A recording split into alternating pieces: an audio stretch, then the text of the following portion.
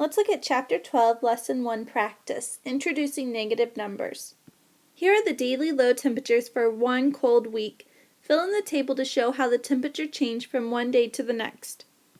You can see that from Sunday to Monday, it went down by 6 degrees. Now on Tuesday, it is back up to 6 degrees Celsius. So starting at 16, at negative 16, I would be down here, and I'm going to go up to 6 degrees Celsius, which is up here. I know that in order to get to 0 from 16, I have to go up 16. In order to get from 0 to 6, I have to go 6. 6 plus 16 is going to be 22.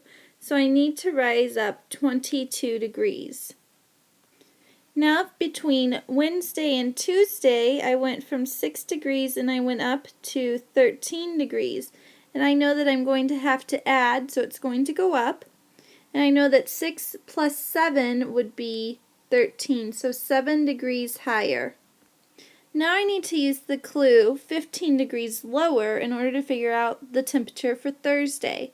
So from 13, I need to go down 15 degrees.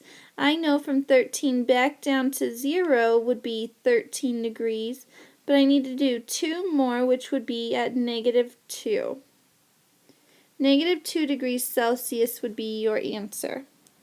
Now I'm going to use that information to do Friday, which is 9 degrees lower than that. So I go down 9 degrees from negative 2, so I'm going to use it like a number line.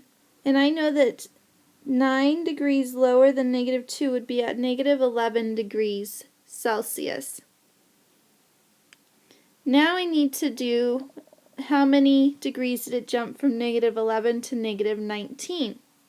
And I know that the difference between 19 and 11 is going to be 8 degrees, and I know that it went down even more, so it's 8 degrees lower. Remember to use the thermometer like it's a number line, going up and down it. For test prep, which of these figures has 5 faces and 5 vertices? So looking at that, I need to make sure that both of them are 5. For letter A, I can see that I have 1, 2, 3, 4, only for 4 vertices. So I know that letter A can't be yet. Letter B, I have 1, 2, 3, 4, 5. This could be a possibility. I'll need to check the faces. For letter C, I have 1, 2, 3, 4, 5, 6, where the lines meet.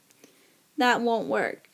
For letter D, I have 1, 2, 3, 4, 5, 6, 7, 8.